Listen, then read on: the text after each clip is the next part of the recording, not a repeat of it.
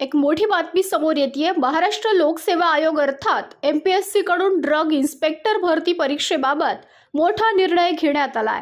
Food and drugs विभागातील drug inspector group बी पदासाठी घेण्यात आलेली परीक्षा रद्द करण्यात आली आहे। परीक्षेच्या प्रश्नपत्रिकेत अनियमितता आणि पेपर लीक झाल्याचे आरोप झाल्यानंतर या प्रकरणाचा तपास मुंबई क्राईम ब्रांच कडून सुरू करण्यात आला होता। या तपासात प्राथमिक स्वरूपात धक्कादायक माहिती समोर आल्याचं सांगितलं जात आहे। परीक्षा सुरू होण्यापूर्वीच एका विद्यार्थ्याकडे या परीक्षेचा प्रश्नसंच पोहोचला होता अशी माहिती तपासातून समोर आल्याचा दावा करण्यात आला आहे। यामुळे परीक्षेच्या पारदर्शकतेवरच प्रश्नचिन्ह निर्माण झालं होतं। या परीक्षेला मोठ्या संख्येने विद्यार्थी बसले होते।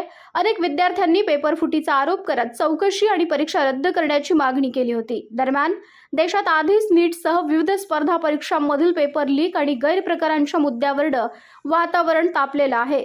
त्याच पार्श्वभूमीवर महाराष्ट्रातील या परीक्षेबाबत MPSCने घेतलेला निर्णय विद्यार्थ्यांसाठी अत्यंत महत्त्वाचा मानला जातोय।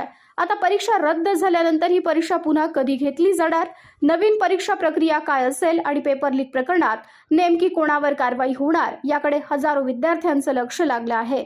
एकीकडे विद्यार्थ्यांच्या मेहनतीचा प्रश्न आहे, तर दुसरीकडे स्पर्धा परीक्षांच्या विश्वासार्हतेचा मुद्दाही ऐरणीवर आलाय। पेपर लीकच्या आरोपांनंतर अखेर ड्रग इन्स्पेक्टर भरती परीक्षा रद्द। आता विद्यार्थ्यांना पुन्हा परीक्षेची प्रतीक्षा।